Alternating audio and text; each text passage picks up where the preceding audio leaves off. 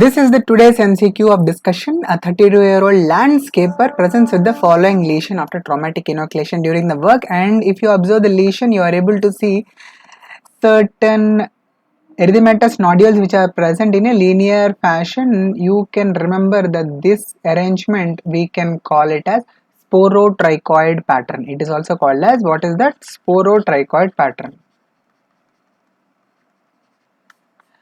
And if you look at the options, the option B says Sporothrix, Schenckii, and if you have marked that, you are absolutely correct. And what is a landscaper? It is basically nothing but English. It is a gardener. It is a gardener. So most likely, gardener is going to be in contact with the vegetation. Most likely, rose plants. And this Sporothrix, Schenckii, it is going to be present in the spore forms, and it can be present over the thorns of the rose plant, and this, when get inoculated into the skin, will produce initially at the inoculation site a small papule, but as the fungus spreads through the lymphatics, it is going to cause this kind of erythematous nodules in the lymphatic arrangement, which will be in a linear fashion. This is also called as Sporotrichoid pattern of the lesions. And if you option C, Madurella mystomatis, it is going to be manifesting as GST.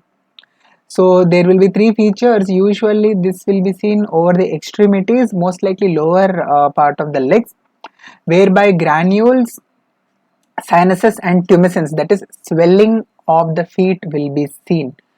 This is not the answer. And Fiolephora verrucosa, it is going to produce what is called as chromoblastomycosis, which is also called as verrucous dermatitis.